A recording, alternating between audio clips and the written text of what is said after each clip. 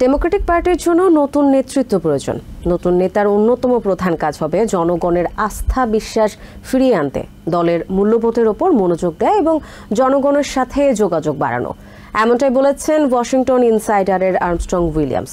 গণমাধ্যমকে দেওয়া সাক্ষাৎকারে তিনি বলেছেন, ক্যালিফোর্নিয়ায় ডেমোক্রেটদের আধিপত্য বজায় থাকবে কিনা তার পুরোটাই নির্ভর করবে ট্রাম্পের কর্মকাণ্ড ও তার নীতিমালা বাস্তবায়নের উপর।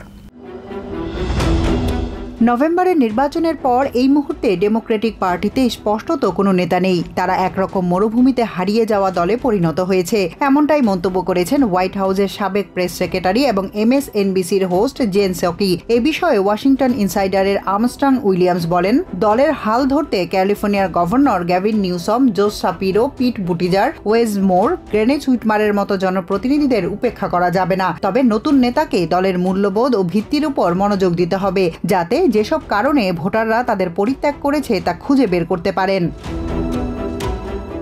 গভর্নর নিউসমের মেয়াদ শেষ হলে সেখানে কামালা হ্যারিসকে মনোনীত করতে পারে ডেমোক্রেটিক পার্টি। এক্ষেত্রে তার জয়ী হবার সম্ভাবনা কতটুকু, এমন প্রশ্নের জবাবে উইলিয়ামস বলেন, এটি নির্ভর করবে ট্রাম্প আগামী 2 বছরে সীমান্ত, অর্থনীতি ও বৈদেশিক নীতি কতটা বাস্তবায়ন করতে পারেন এবং জনগণের জন্য কতটা কাজ করতে পারেন তার উপর। নবনির্বাচিত president Donald Trump senate majority leader হিসেবে মিচ ম্যাককনেলের স্থলে সাউথ ডেকোটার জন থুনকে মনোনীত করেছেন, কারণ ট্রাম্প ওয়াশিংটন ডিসিকে তার নিজস্ব লোকদের দ্বারা সাজাতে চেয়েছেন এবং তাই করছেন। তবে এটি রিপাবলিকানদের জন্য কতটা ইতিবাচক হবে তাই এখন দেখার বিষয়, এমনটাই বলেন উইলিয়ামস।